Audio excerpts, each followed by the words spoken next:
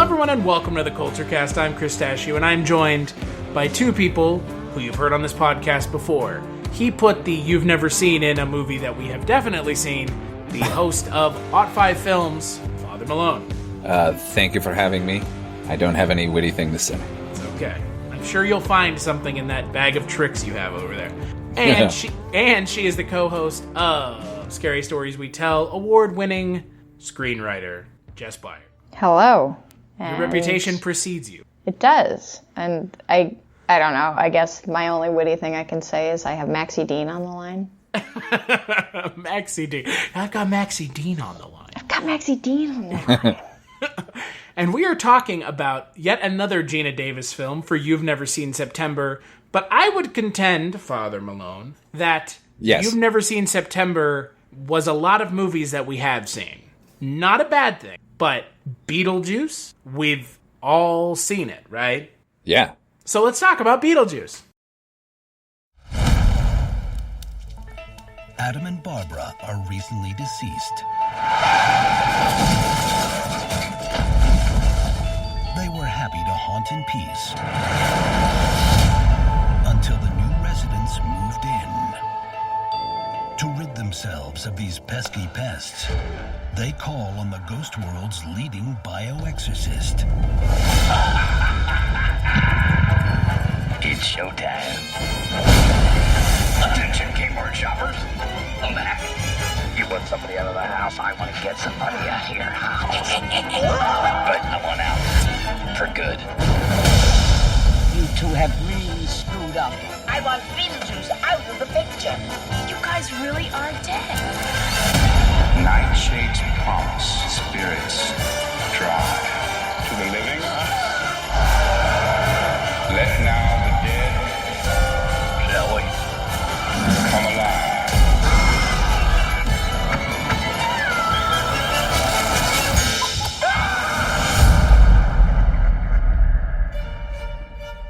That is why I won't do 2 shows a night anymore, babe. I won't.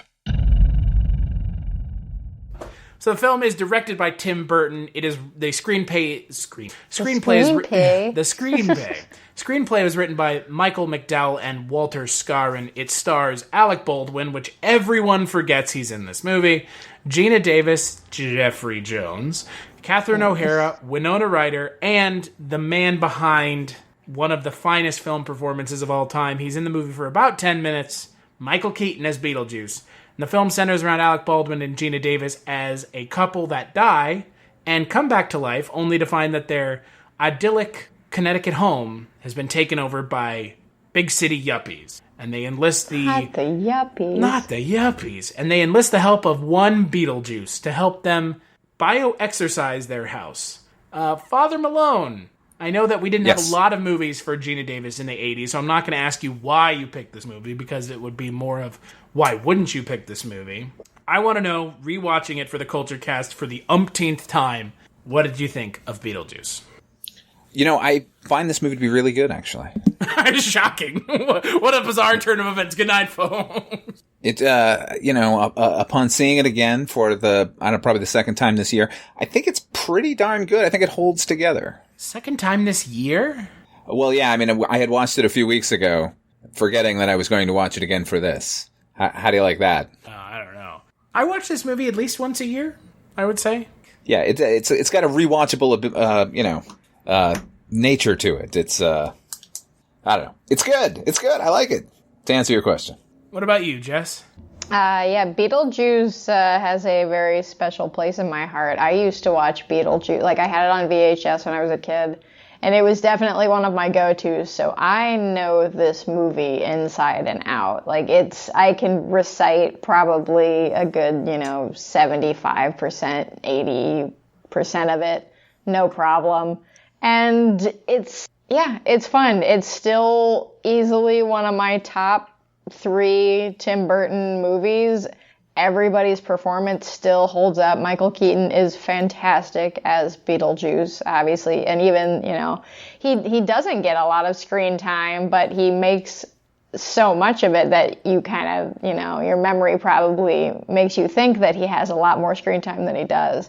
But my favorite part of this movie has and forever will be Catherine O'Hara because I love Delia Dietz and I love the way she does. I just love her in general. I love her style. I think that Delia is just absolutely hysterical. And yeah, I watched the cartoon a lot when I was a kid. But yeah, I would watch this movie like on loop pretty much. And yeah, I'd say I probably watch it about once a year or so, usually around this time. But I have a question for you. Does it keep getting funnier every time you see it? Every single time I see it. So, not to mention, yeah, exactly. Yeah, no, it's Beetlejuice. I mean,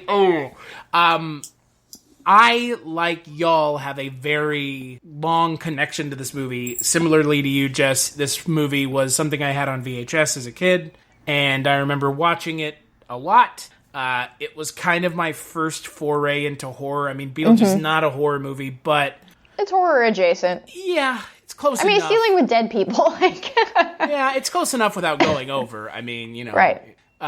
But there's this joke in my family where my mom always forgets that she bought me Beetlejuice on DVD, and for some reason, for like the longest time, she would buy me Beetlejuice on DVD from like the Walmart DVD bin and like give it to me for my birthday or Christmas. And I shit you not, I own this movie like 5 or 6 times over. Which is funny because, you know, I haven't used physical media in a while because of the Plex server, so the ultimate irony is I've got like 7 copies of Beetlejuice that I haven't watched in probably 4 or 5 years. Just start giving them out at Trick or Treat, except you won't ever have that again, but still. Yeah. That's true. But it's a PG movie. It is. It's got music by Danny Elfman. Look, here's the thing about Beetlejuice, like you had already mentioned, Jess. This movie reminds me of something due to the way it's remembered. And the movie I'm going to mention, I think both of y'all would agree. It reminds me of Silence of the Lambs a little bit. Everybody remembers that movie for 1 or 2 performances, depending on your shrift of it. But 1 or 2 performances in that movie, you know, Hannibal Lecter or Buffalo Bill. And this movie, it's Beetlejuice, the character. I mean, the titular character, yeah. Yeah, look, I wasn't kidding when I say I always forget Alec Baldwin's in this movie, because Alec Baldwin and Geena Davis are okay. See, I don't, because I loved them as a kid, and I still do love them. I think that they're an adorable, cute little couple together. And it would have been better if it had been Jeff Goldblum. Well, yeah, everything's better with Jeff Goldblum. I actually disagree with that. I don't think he would have added to this movie. I think he might have overtaken those 2 characters need to be bland. Yeah, because Michael Keaton and Beetlejuice need to be, and the Dietzes in general need to be so much more bombastic of personalities to clash with them. So yeah, I like them. I always, I found they're just so square life, just kind of charming.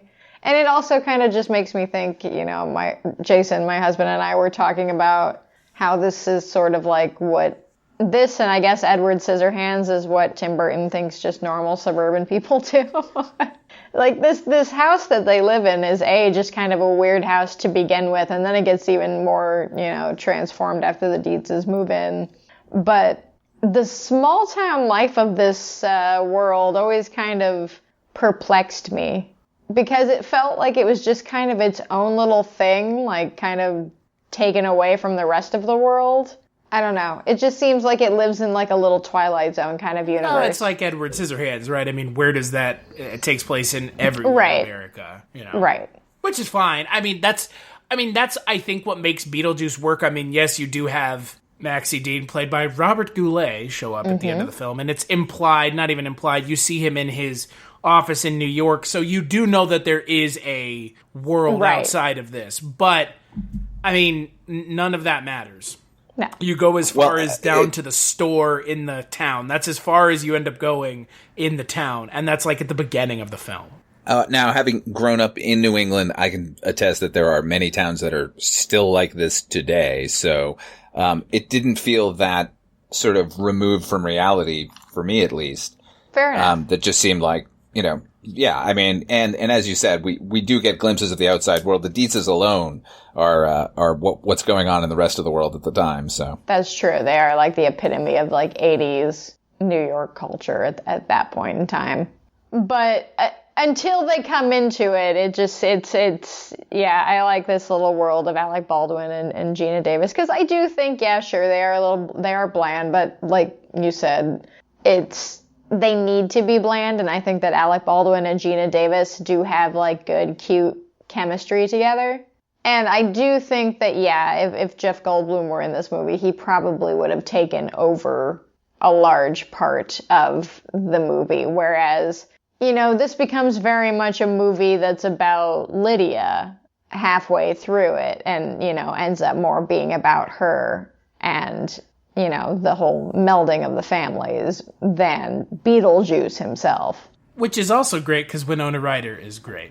Yeah. Oh, absolutely. I mean, and an entire generation was born with this particular character. You know, goth as a sort of an idea and as a style had been around for a long time by the time this movie came out, but very sort of subculture and underground. But I think this movie sort of pushed it really hard into the mainstream. So, I mean, you can't really walk down a street without seeing Lydia these days. Right, that's true. I do like revisiting this movie just because, as, you know, watching it from being a little kid in the 90s to now, and just every time I watch it, picking up on more things. I do like the whole, you know, later on in the movie when they go to the waiting room of the, I guess, afterlife, and you kind of see everybody that's working it that are like, you know, they have these civil servant roles. And I do always enjoy the joke later on that Otho makes about people who commit suicide become civil servants in the afterlife, because it adds a whole other spin that I never picked up on as a kid, because like as they walk through, as, you know, Alec Baldwin and Geena Davis walk through the sort of, I don't know what you want to call it, just it looks like the bureaucratic part of the afterlife. Yeah, the bureaucratic part of the afterlife. You see like everybody there, and they do have all remnants of suicide. And it always, for me, I was always really interested in that part of the world. And now as an adult, and that I know that like all the civil servants, you know, have these unfortunate, you know, self-inflicted deaths, I want to know more about those worlds. And that's kind of like, yeah. You know, as I watched the cartoon as a kid, obviously it was for kids, so there's none of that kind of heavy death talk like that. But I would totally like enjoy watching some sort of world that's set in that afterlife. It doesn't necessarily have to, you know, include Beetlejuice, but something just set in that world. Like the fantastic R.I.P.D. Oh, God. Oh, such a good film. I remember going and seeing it in theaters. But, you know, I think what you're saying is true. Like, particularly this sort of version of the afterlife where the characters sometimes dwell in the movie.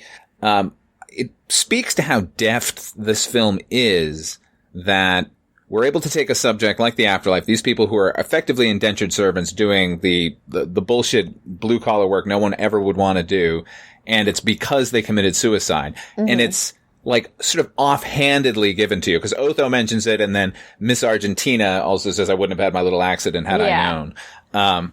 So yeah, but that is a very heavy concept to sort of embrace in the middle of what is effectively kind of a wacky comedy.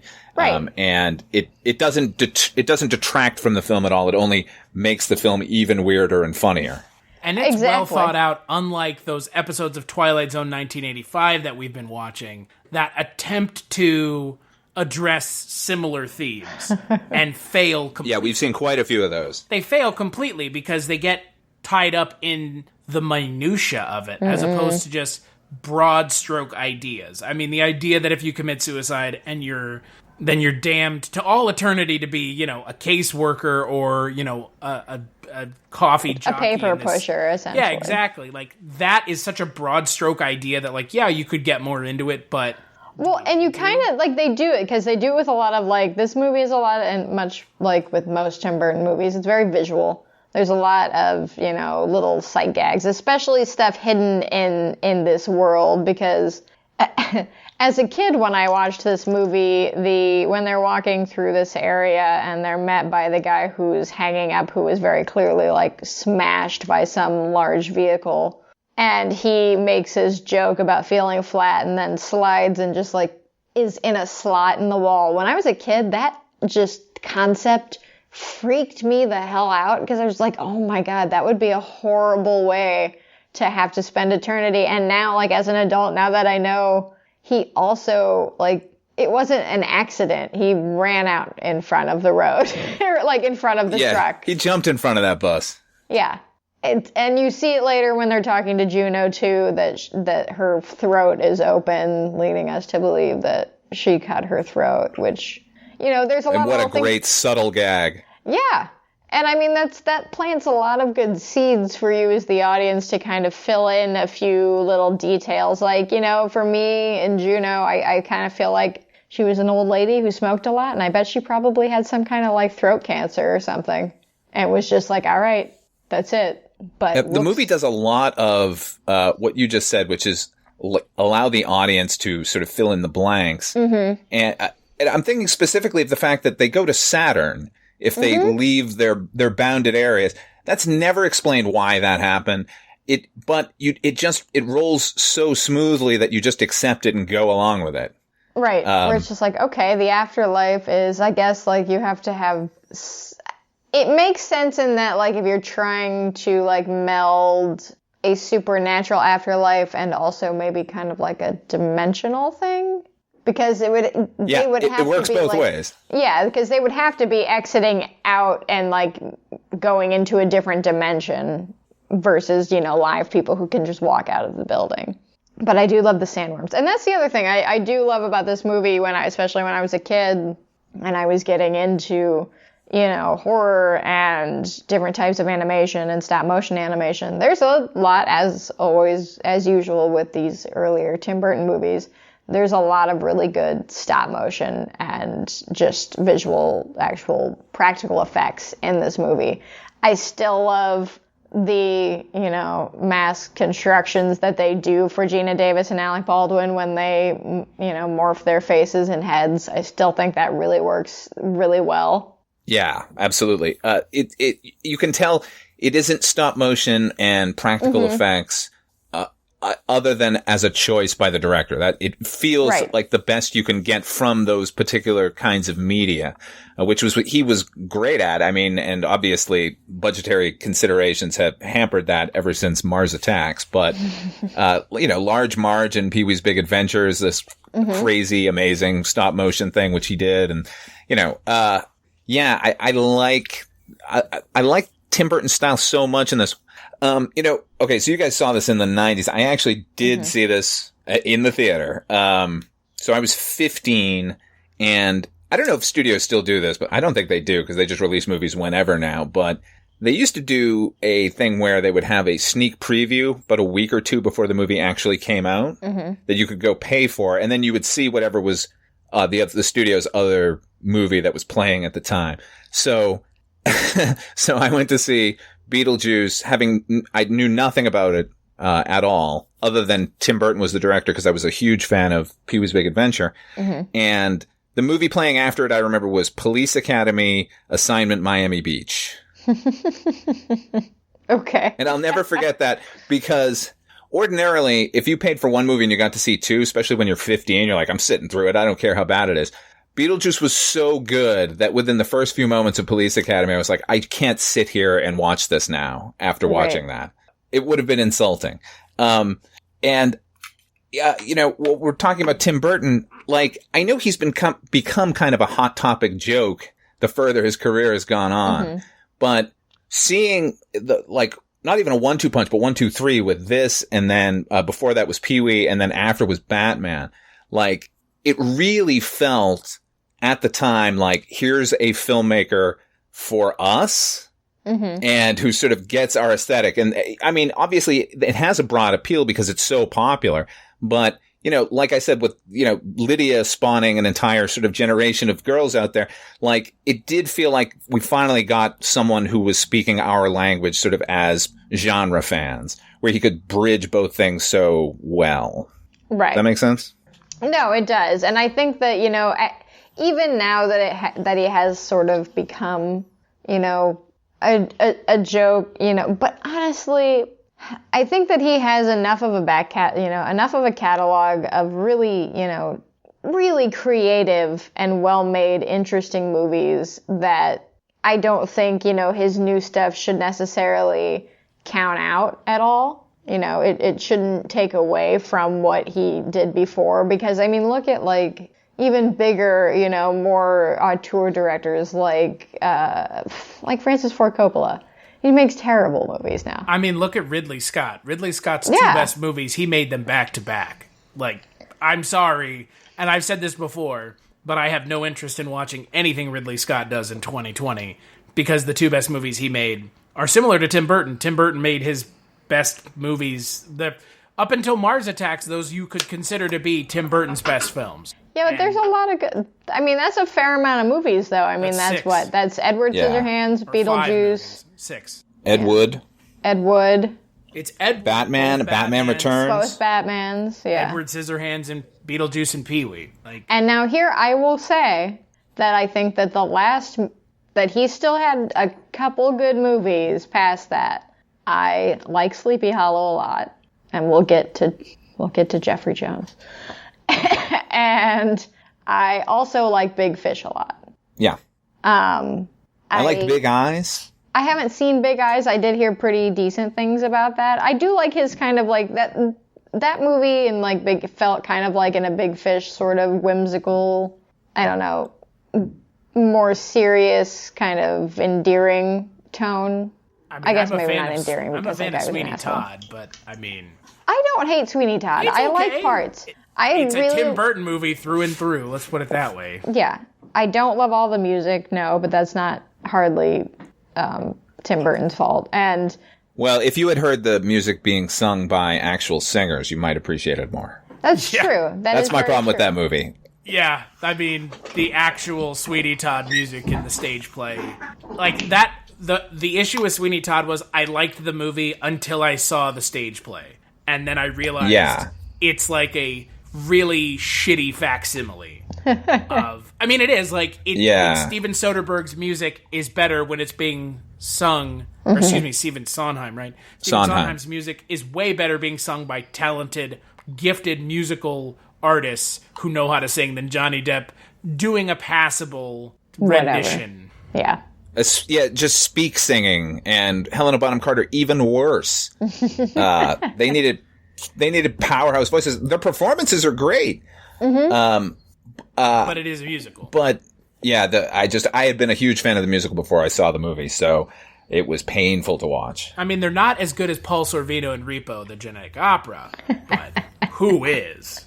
That's That's no the one. pinnacle of actors out of their depth. Which is funny. It's fucking Paul Sorvino. Beetlejuice for me, we talk about this idea of this character being used just enough, because I don't know. I'm curious what y'all think, but do you think if there's more Beetlejuice, the movie is less memorable? Indubitably. That's the risk you run with a character who is as large personality-wise as Beetlejuice is. Yeah, well, if you read Dracula's in that book for, maybe a chapter at total. He sort of looms over the entire proceedings, and that's never really been portrayed on screen in a fairly decent way. But here we get just little snippets of this guy peppered throughout, and you can't not be thinking about him on rewatching the movie. He dominates the entire film with just a handful of scenes. It's kind of an insane phenomenon when that happens. But to answer your question, yeah, I think if we had had more of him, it would have tipped it in the wrong direction. Mm-hmm. I think he's in there just enough. I'm sure, they're constantly working on a sequel for this movie. If they do it, they're going to have way too much of him. I guarantee you. It's going to be every scene Beetlejuice is in. And that's kind of, I can't say that it could be fun. Yeah. And I can't say that I have watched the cartoon in a long, in any recent form, but I do remember that being kind of a problem for me in the cartoon, where it was a little bit too Beetlejuice heavy, and it was just Beetlejuice and Beetlejuice shenanigans, and then I would just get bored with it. But what I like so much about the movie is all of the different characters. So yeah, I think that adding more of him would, tip it in a bit of the wrong direction and to get a little bit too bombastic and unruly, as we see some of Tim Burton's later work did. Yeah, it really does. There was obviously in the 90s, Beetlejuice Goes Hawaiian as kind of another one of these movies that's been stuck in development hell for 30 fucking years now. I think we all sit here and say it'll probably never happen, but we are living in a universe where Bill and Ted 3 fucking happened. And Bill and Ted 3 happened and was good too, so. Yeah. I'm sure that they are going to make a Beetlejuice 2. I don't think they're going to do Beetlejuice Goes Hawaiian at this point. I fucking hope not, because the script for that movie sounded horrifying. Yeah, but I mean, did you ever see Aloha, Tim Burton's student film he did at Cal Arts? No. It's nearly silent and maybe 20 minutes long, and it's really good. And he hasn't as a filmmaker sort of delved into that phenomenon of movies from the 60s, sort of Beach Blanket Bingo and the like. And I think he might actually do something really interesting with it. So, for me, I actually want them to do the Beetlejuice Goes Hawaiian, rewrite the script for now, but, in that environment, I think it could be really funny. And I think it could be actually relevant now with the rise of tiki culture in this country. The rise of tiki culture that everyone is just now getting hip to again. Right. Well, that's every subculture, right? Bandwagon jumping bastards. Get out of here. Go. We don't want you around here. No, I think you're right, though. I mean, I don't know. Here's the thing. The likelihood that you get all 3 or 4, however you look at it, parts involved, they're not going to make this movie without Michael Keaton. You can't make it. No, but he said he'd do it. So. But I think they would. I think if they did, it would be a massive failure. More so than the failure it might be with him. I mean, I guess you could theoretically need to have Winona Ryder, but there's no requirement. I mean, the only requirement is Michael Keaton. You don't even need Tim Burton. I would guarantee you Tim Burton probably doesn't get involved. What would be the point at this point? I kind of, at this point, really want Tim Burton to direct this movie. I want him, but the point is, who, maybe he's at the point where he's like, just don't give a shit anymore. It's fucking Beetlejuice. Let's move on. Or he's gotten to the point where he's like, well, I've remade everything that I cared about as a child. Let me go ahead and do this. I mean, it's not like he hasn't done a sequel before, so. It's true. And we did get Dark Shadows and Dumbo and Charlie and the Chocolate Factory, so maybe he's due for something that's really good. It would be nice. It would be and nice. Appropriate. But, the thing about Michael Keaton in this movie is he does steal the scenery, obviously. But to your point, Jess, Catherine O'Hara is as good as he is. She's easily one of my favorite actresses, definitely favorite comedic actresses, in a similar way that I love Madeline Kahn. It's just this ball of energy that is just so well timed and constantly moving and using every part of, her speech, her body language, her eyes, her face, everything. She's just fun to watch, and she really gives it all to her eccentric characters, which she usually gets to play. And yeah, I guest movies that she's in. Oh, exactly, yeah. And I mean, if either of you have watched Schitt's Creek, she's fantastic in that. And yeah, I mean, her dialogue with Lydia when they're going up the stairs after Alec Baldwin and Geena Davis, and she's just screaming about, whether people either dead or alive will walk all over you. And it just cracks me up every time. I love the way she delivers all of those lines. Delia Dietz could have easily been pushed into caricature, but because it's Catherine O'Hara, she's able to give what are outlandish pronouncements and actions heft. It's funny because we've got Adam and Barbara as sort of the square characters, and then now we've got these characters who are supposed to be as outlandish as can be, but not just her, the entire Dietz family manages to make them real. And I don't know, that it's just an amazing film. It is. It's very, and I mean, an hour. So we, Chris and Father Malone, I don't know if you've seen the other movie that Chris and I and Mike White did for the bonus content for this month, but we did the other Geena Davis in the 80s PG movie, The Accidental Tourist, which is about a half hour. I saw it many moons ago, yeah. And it's about a half hour longer than Beetlejuice. Beetlejuice is about an hour and a half, which is pretty standard. And we don't have to go back into it, but it's a very dull movie. Mm-hmm. And it's, it's kind of hilarious to put these two movies back to back for me, because they're just like pure examples of how not to do a PG movie and how to ride exactly the line on a PG movie. Right. Because, I mean, there are a few things in here, in Beetlejuice, that do push it just a tad, but not reasonably far enough to change the rating. And that's, I think, that's part of the fun of 80s and 90s PG, because it was kind of a Wild West for PG. This is a PG film with a whorehouse in it. Exactly. This is a PG film where a undead adult is trying to get married to an undead, or a not dead, but very much alive teenager. Yeah, and he knocks over the tree and says, "Nice fucking model." So. Yeah. They pushed it to the limit. I guess, if you make your movie entertaining enough and it's not mean-spirited, you can get away with quite a bit with the ratings board. Right. And if it's the 80s and everyone's on cocaine. Yeah. Which everyone probably was. I also really like Glenn Shaddix in the film. Oh my God, he's so good. This is like his second role in his acting career, and good Lord. What? I mean, again, you have all these characters played by actors who understand exactly how weird this script was. I mean, if you read about kind of what it took to get this film on screen, a lot of the people that were reading the script at the time that they were trying to convince to work on the film were like, this is just too fucking...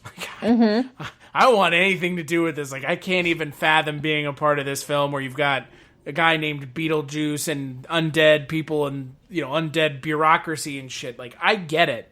But Glenn Shaddix, Robert Goulet, Sylvia Sidney, like all the secondary characters. Dick Cavett. I mean, they're all so well cast. Yeah, it's insane. We're not going to talk about Jeffrey Jones too much. Because, Jeffrey Jones.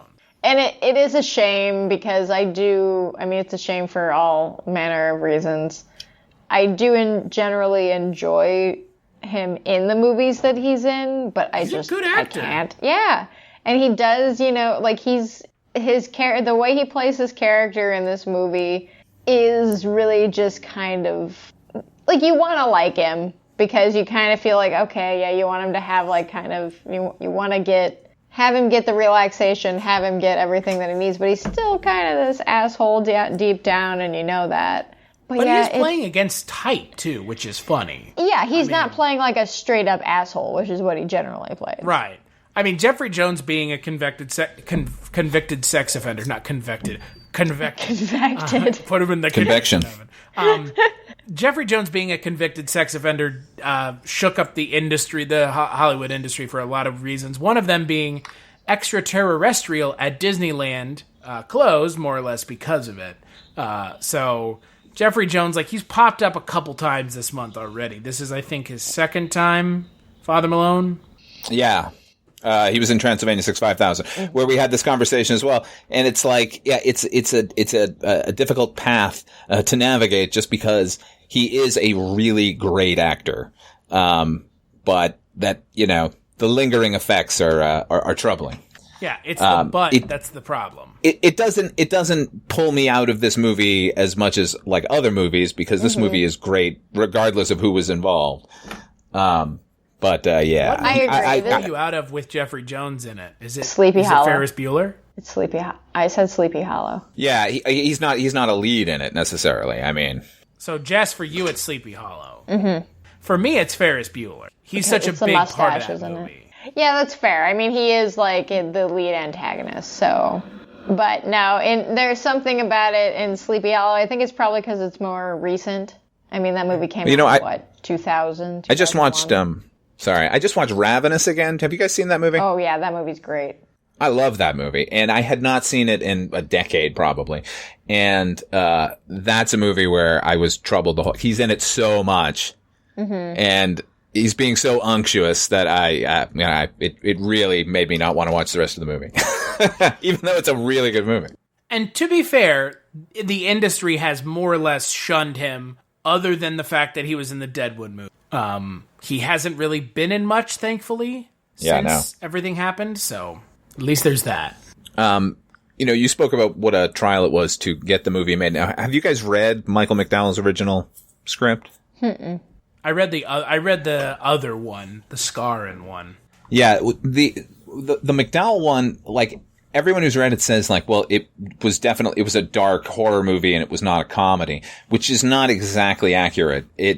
I thought it was just as funny as the movie we got. It's just that the situations were funny. There weren't real jokes necessarily, but it's interesting to see how sometimes script collaborations can come together and make something great, because in McDowell's script, almost every scene is in there that we got in the final film, but like there are key differences, like there was no bureaucratic afterlife section of the movie at all. That's what Warren Scarrin brought to the script. That was like his major contribution. And lessening at the beginning of the film, from what I can tell, and correct me if I'm wrong, in the McDowell script, like the death scene of the Maitlands is not just the car flipping into the river, which, by the way, I think we just all need to point out, that straight up wouldn't kill you. I mean... No, well, they drown. They drown is the thing.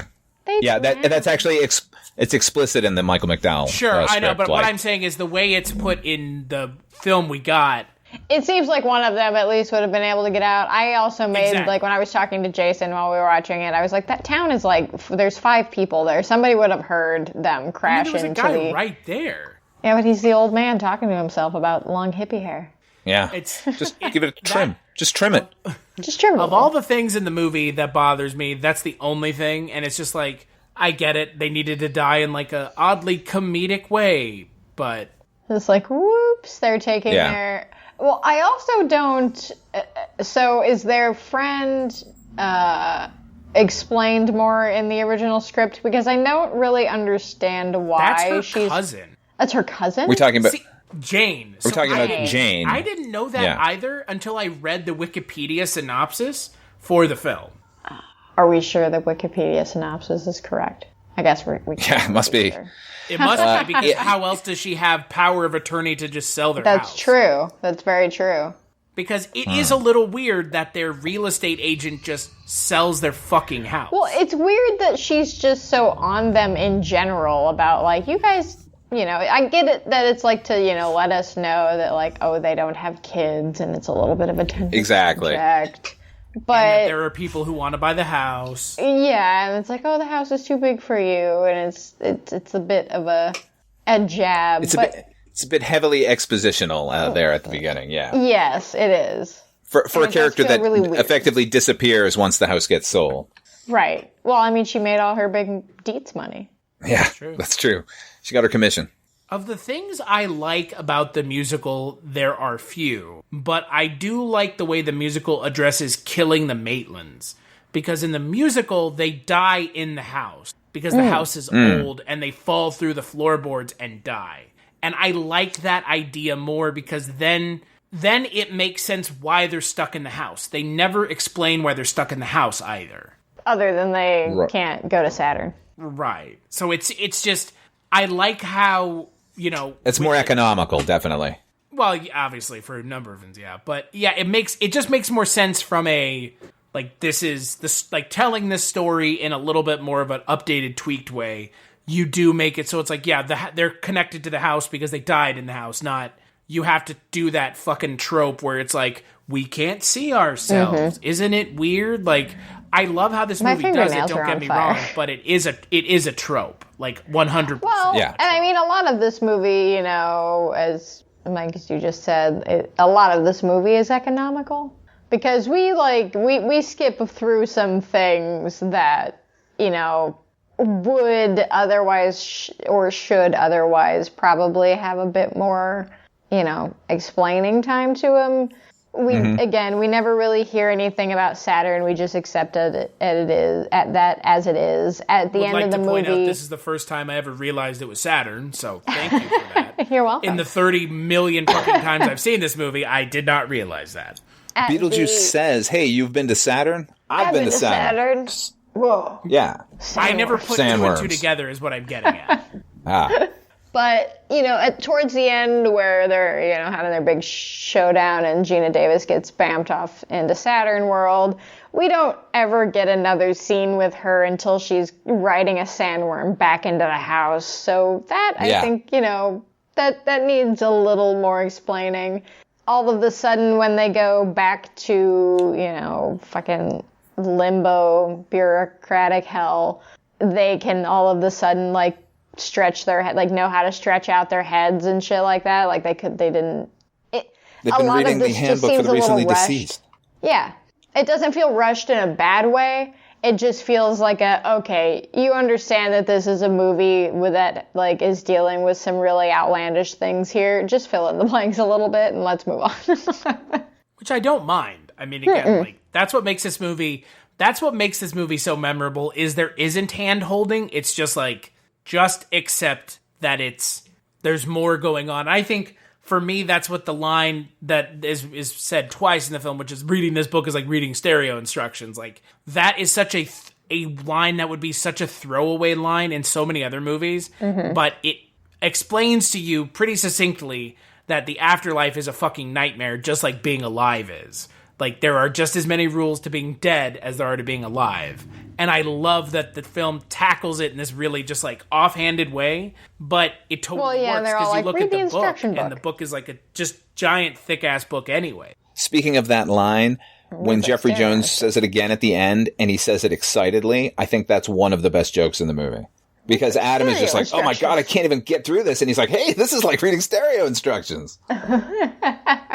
But he's not reading the hand guide for the recently deceased. He's reading How to Coexist. Right. Right. But I guess they're written by the same press. Or did they change? The Maitlands change how it was approached in Purgatory? Might or have. Was that already a thing? I'm guessing there was probably some bureaucratic wing that can deal with ghosts who are known to their inhabitants of their place. Right. I'm sure that it's just highly discouraged. The only one that. Right. I mean, there's a rule that some people can see them. There are other strange and unusual people. Yeah, there you go. But are we gonna not talk about the Banana Boat song? Harry Belafonte. He's cashing checks for this movie for a very long time. I love that song. It's a pretty perfect sequence. It is, right? Calypso. Yeah, I mean, I don't know what I could add to the conversation other than it's a thing of beauty. If Tim Burton didn't direct anything else and you got to watch that, you'd be like, wow, this is fucking great. And I would contend that there have been few scenes in film that intrinsically tie a song to the movie as hard as Banana Boat is now forever intrinsically linked to Beetlejuice. You can hear it playing in on people's Halloween mixes. Yeah. It's exactly. Oh yeah, it's because it's from Beetlejuice. Yeah.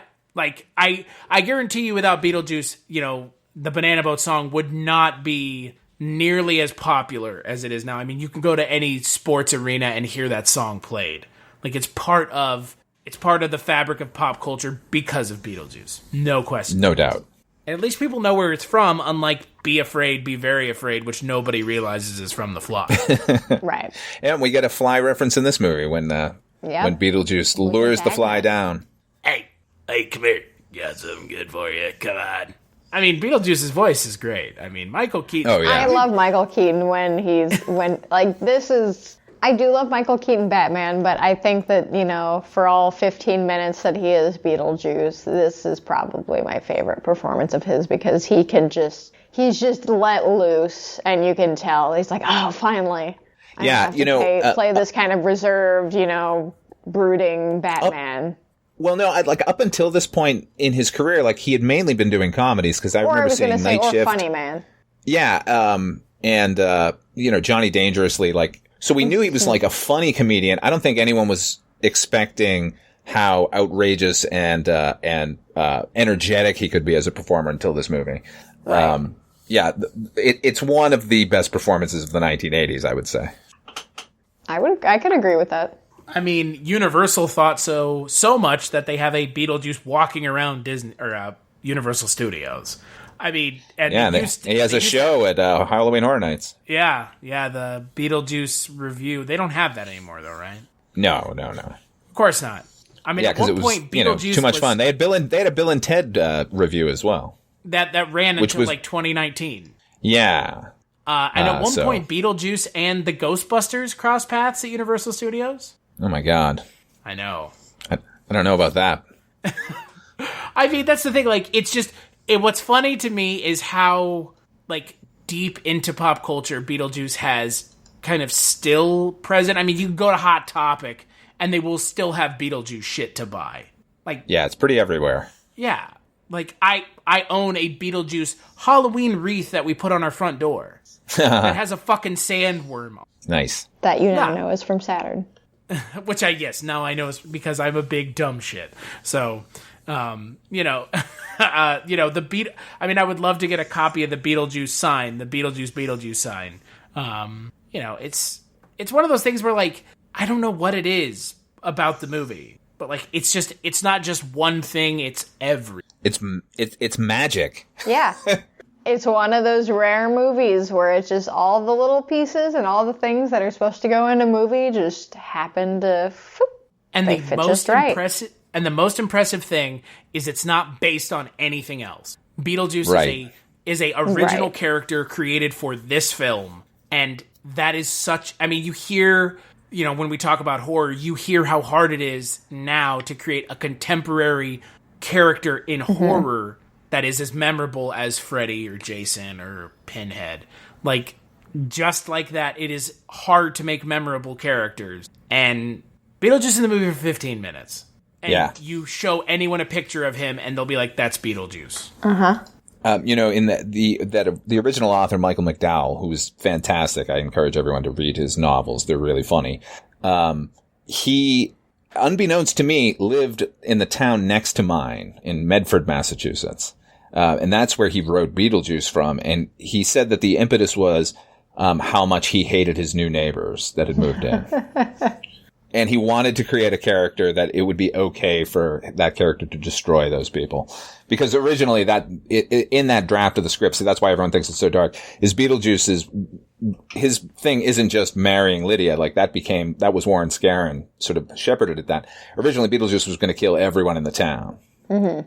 And the only thing that I really liked in that draft, or that I kind of wish they somehow worked in, was the Maitlands end up tied up on the model when he's wreaking havoc, and the whores from the whorehouse free them, and they're the ones who actually tell him what Beetlejuice is all about, because you don't know for the entire length of the movie what he is, because there's no Juno character, there's no sort of other explanation of who he is. So it was just this weird kind of hilarious moment that these whores who know him and know that he's done this a number of times, free the Maitlands and then get on a tiny Greyhound bus that takes them who knows where. That's awesome. Yeah. I mean, obviously they took it in other absurdist directions and sort of made up for the lack of that scene, but I do now miss that scene. And I think we'd be, mentioning the things in the movie that, are so memorable. I think we'd be remiss if we didn't mention, I think this was also pretty peak Danny Elfman. Yeah. My God, yes. I would say absolutely. This is easily one of his best scores. I mean, this is pretty close to what Danny Elfman's been essentially trafficking in since he did it. Yeah, it's a great score. And a fantastic follow-up to Pee-wee's Big Adventure, where he felt like variation, and then again after this was Batman, which is another fucking fantastic score. So he was firing on all cylinders, just like everyone else in this movie. We have mentioned Juno previously in the podcast, but I want to mention her again because she's a fucking great character. I love it. Yeah. She feels like the perfect sort of bureaucrat, where that character easily could have been a dick to them, and she kind of is in her attitude towards them, but she still somehow treats them gently. It's like a tough love, Yeah. kind of crusty, angry grandma who's like, yeah, whatever, I love you, but you're still kind of an idiot. Great character, great performance. I am surprised we didn't mention who Tim Burton originally wanted to play Beetlejuice. Jeez, I forget. If I gave you both an hour, neither one of you would come close. Sammy Davis Jr. Wow. Oh, yeah, that's right. Holy but shit. you know what? I can, Like I said, can see Jess, that. It's not because of lack of intelligence. It just doesn't make any sense. Oh, it could have worked. Ooh. What universe? It wouldn't be the movie we know today, but it would have worked for that movie. I don't know what universe that movie would work in, but I would like to see that movie. I would watch it. Fuck yeah. Can you imagine Sammy Davis Jr. doing like half of the lines in this movie? It'd be so good.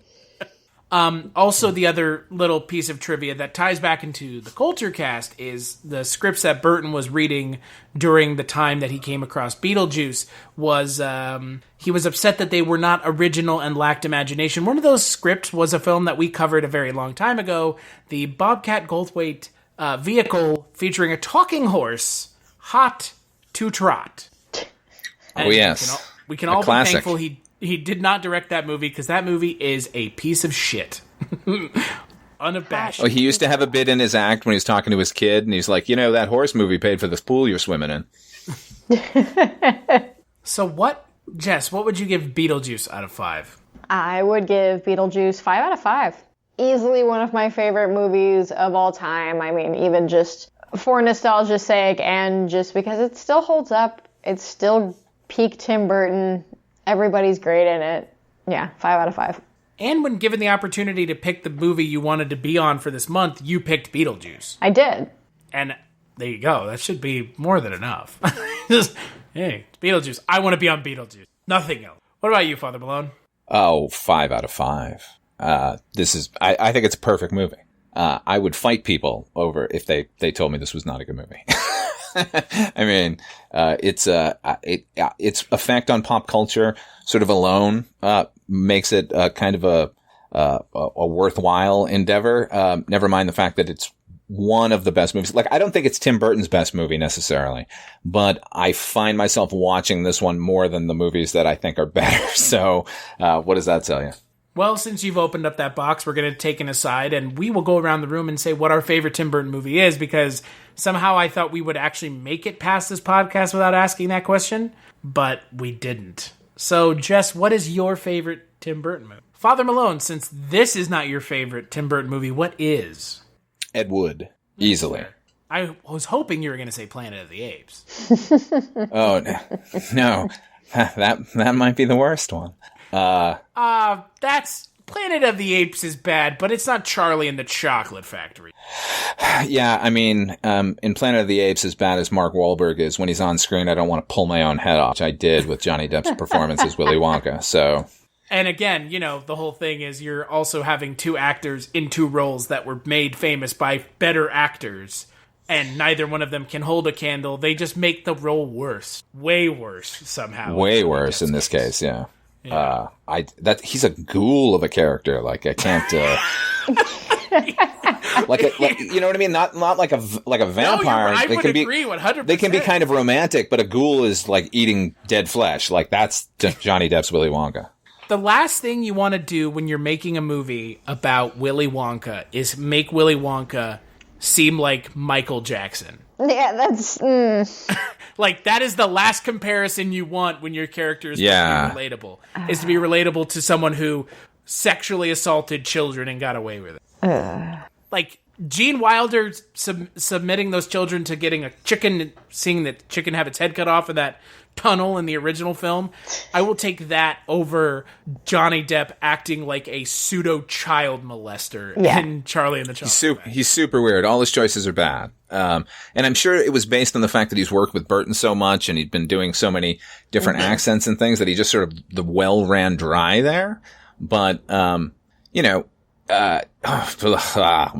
because I think his performance in Ed Wood is fucking spectacular. So seeing him in that, just like, I mean, I guess if he was going for the pedo with the van, then yeah, he did a great job. But like, I can't watch that movie because of him. I think he was going for Michael Jackson because that character has like a Peter Pan quality, like a child who never grew up. Yeah, maybe. I mean, look, is Charlie and the Chocolate Factory better than Alice in Wonderland, though?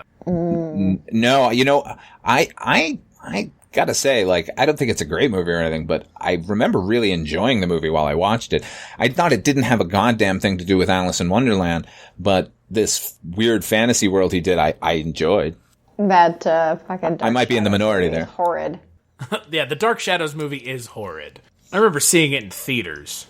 I hate that's another one where I know it's not good, but I do like it. So,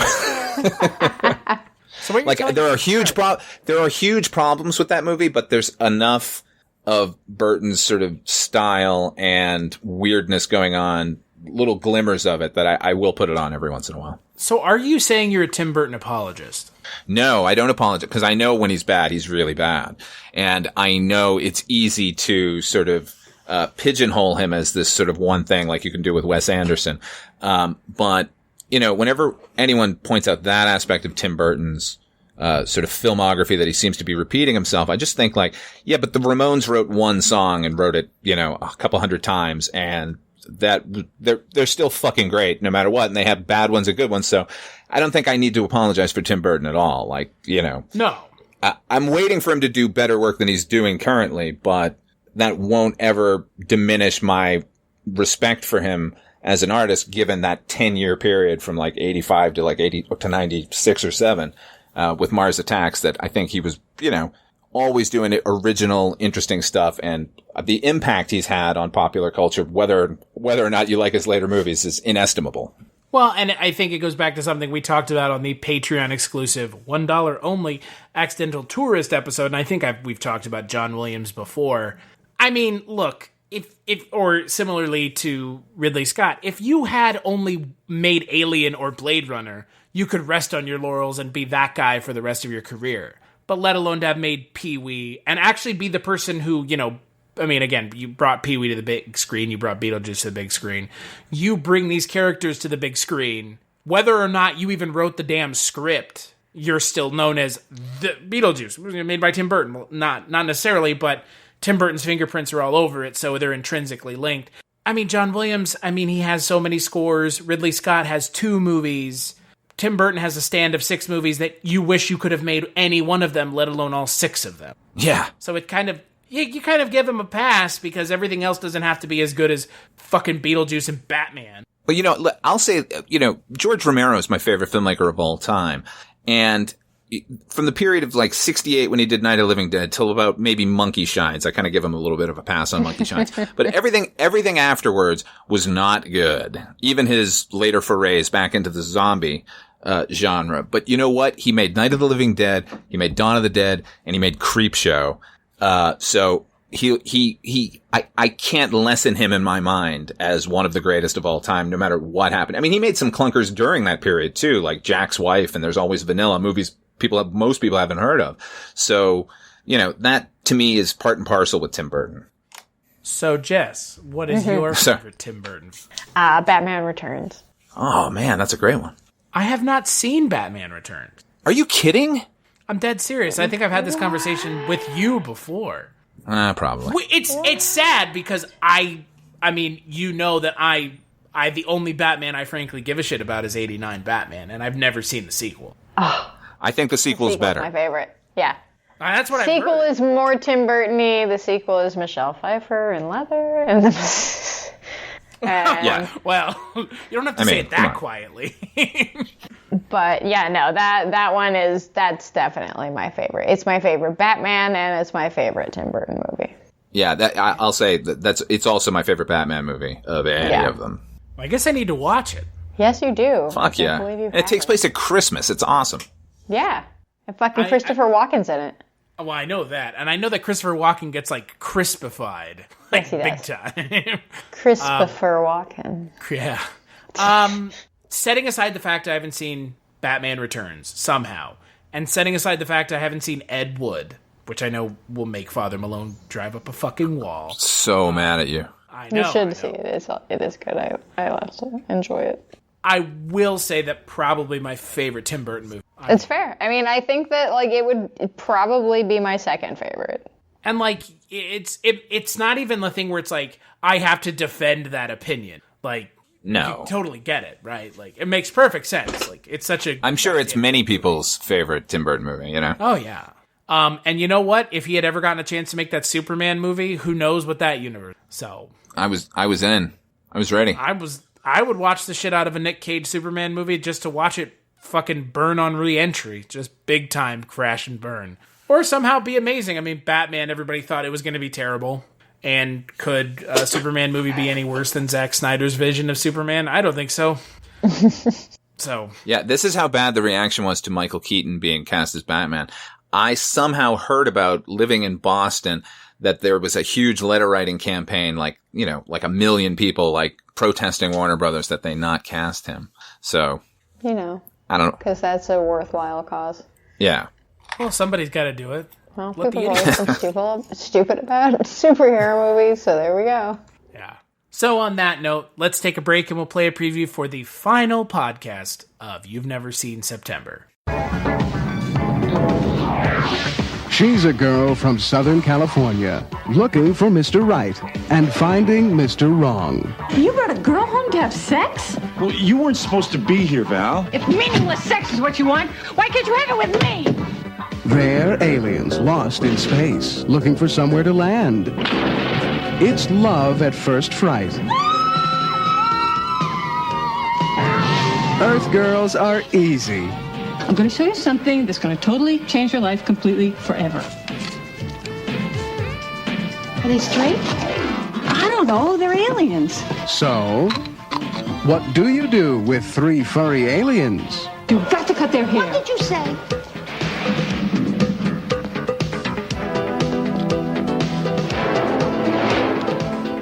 You're incredible. So, what's the plan for tonight? We can't go out with these guys. They're aliens. They can still be dates. Their close encounters are of a different kind. Dancing in our nightclubs.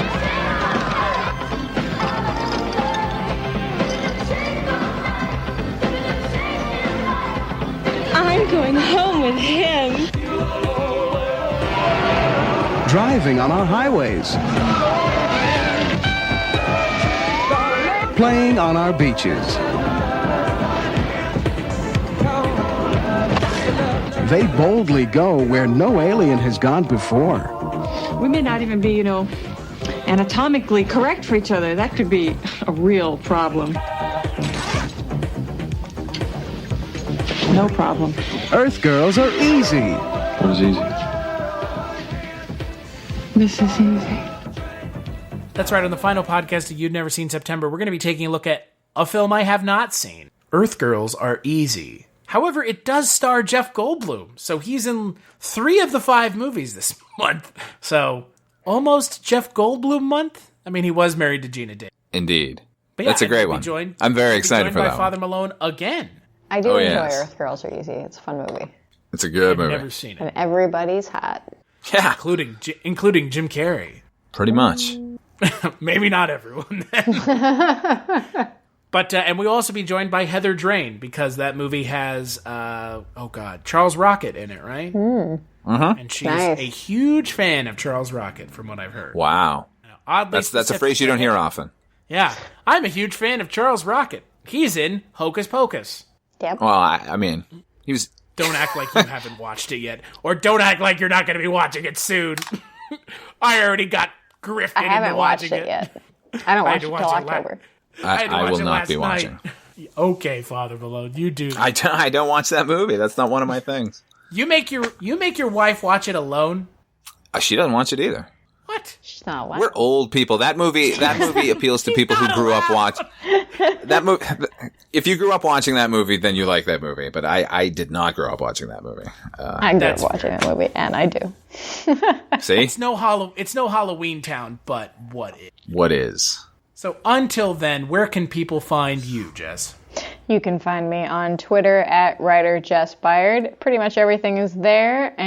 But if you want to hear me and Chris talking about things other than movies, you can hear us on our other podcast, The One Season Show, where we talk about television that lasted only 1 season, and our other podcast, Scary Stories We Tell, where we delve into all things supernatural, true crime, and anything in the fringe. So check those out. What about you, Father Malone? You can go to my YouTube channel, Oughtfive Films. Quite a bit of content there. You can also hear me with Chris over on Chronicles from the Crypt about the HBO television series Tales from the Crypt. And you can hear us over on with our good friend Mike White doing Dreams for Sale, the Twilight Zone 85 podcast about the only decent iteration of the Twilight Zone after its original run. When will the madness of the podcast end? When will it end? Yeah, we will. Someday we'll find out. As for me, you can follow me on Twitter at casualty_Chris. Culturecast.com is where the podcast is at. Patreon.com/culturecast is where you can kick a couple dollars our way. We just did a bonus episode on Accidental Tourist. That movie is boring, but our conversation's interesting, so it makes up for it. As always, big thanks to our patrons and to Tiger Blood Jewel for the music for the podcast, and to y'all for watching a movie that you like anyways. So it was a real stretch, as they would say. And we'll catch you. Is this not redemptive for Transylvania 65000? No. All right, fine.